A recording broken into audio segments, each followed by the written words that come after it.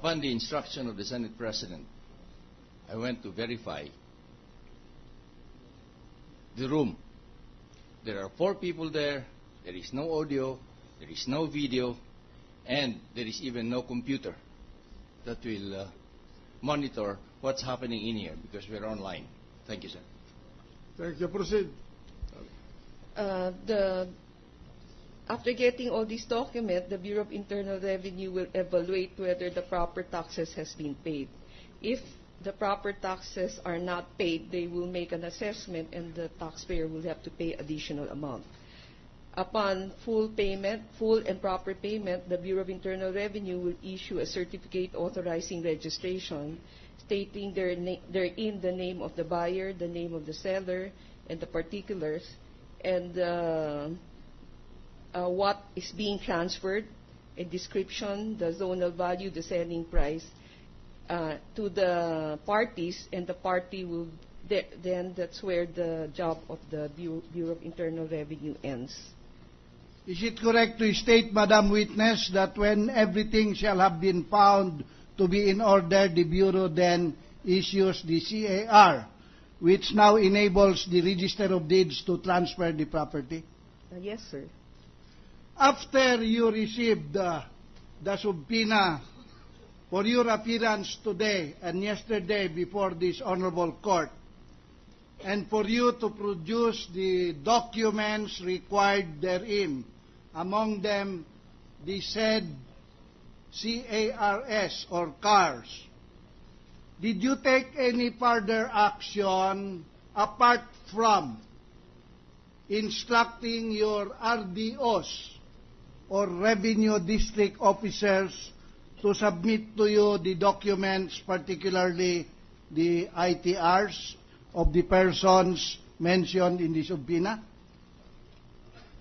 As part of my function, my official function, we reviewed the document first to determine whether it is complete. Then, as an incident to that, we were surprised at what we found because one of the parties who bought the property does not seem to have income.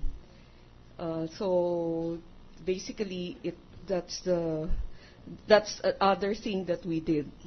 What specific property transaction was this, Madam Witness, where you said you were surprised upon reviewing it? The sale between Cristina Corona and Maria, the daughter, Maria Carla Corona Constantino, for 18 million pesos. For the car involving said property, it shows the sellers as Maria Cristina Corona married to Renato C. Corona sellers in favor of Maria Carla Corona. Counsel, wait a minute. Under what paragraph are you asking these questions? 2.2, Your Honor, and 2.3. Well, 2.2 deals with the shall end of the respondent. 2.3 deals with the non-disclosure of an asset. So, are you approving a non-disclosure of an asset? Yes, Your Honor. Definitely, Your Honor. And the non-disclosure of the asset is embraced not only in 2.2 and 2.3, but within the title itself. And title of what? I am sorry, Your Honor, within the title of Article 2, Your Honor. But the title of Article 2 is non-disclosure of shall end. The shall, not non-disclosure of accumulated assets. That is under paragraph 2.3. Yes, Your Honor. Oh. This is under paragraph 2.3, Your Honor. Okay. Proceed. Thank you, Your Honor.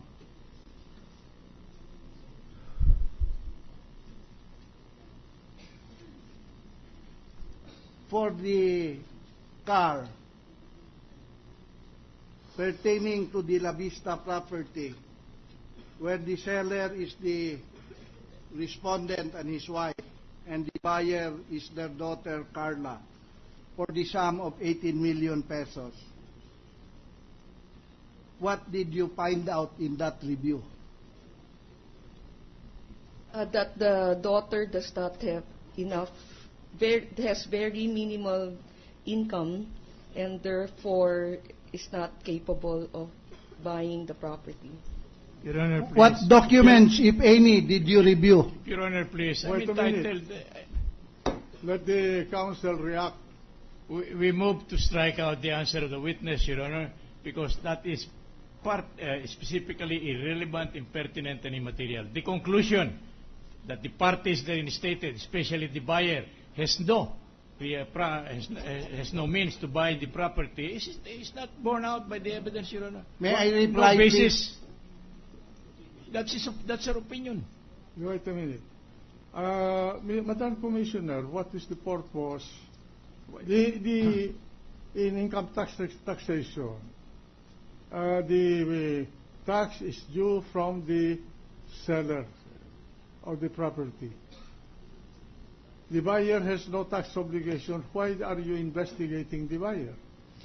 Your Honor, if the buyer does not have capacity to, if the land being purchased, let's say, is 18 million and her income is only 11,000 pesos, then there's a reason to investigate, because it means that either the sale is it's not a sale, it's a donation, so that's a 20% tax rate. In this particular case, did you find that the Chief Justice was donating the property to the daughter? Did you make a finding? Sir, that finding is confidential. No. You are before this court. You testified and you revealed this fact. The court has a right to know. Did you assess the donors and donees tax? What is the present law that taxes gratuitous transfers? Your Honor, we have two choices.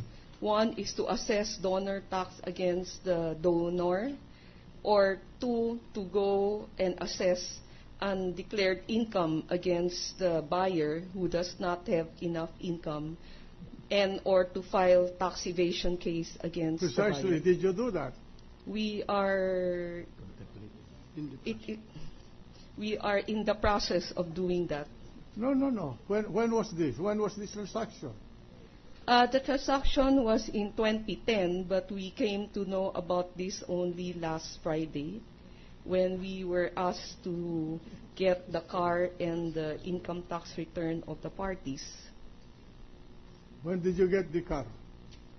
We retrieved the car only upon receipt of the subpoena from the Senate, sir. But isn't it a process that is included in your description of the process in connection with the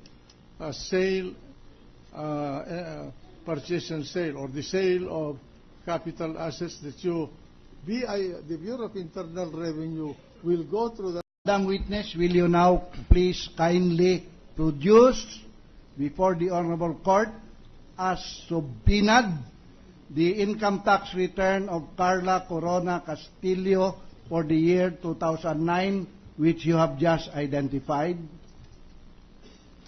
Again, we will just place on record, Your Honor, our objection to this kind of evidence, because it does not conform to the resolution of this court, disallowing or prohibiting the presentation or submission of evidence tending to prove the alleged illegally acquired wealth, because it was not properly alleged, Your Honor. Let the objection be recorded, and that will be taken at the proper time when there is an offer of evidence. Thank you, Your Honor. May I proceed? Proceed. The witness has produced and handed to counsel the original copy of the subject income tax return, a photocopy of which was marked before the Senate Secretariat as Exhibit Quintupol-E in view of the non-stipulation during the marking by the defense lawyers of the photocopy mark as a faithful reproduction of the original. We are now requesting that stipulation in open court.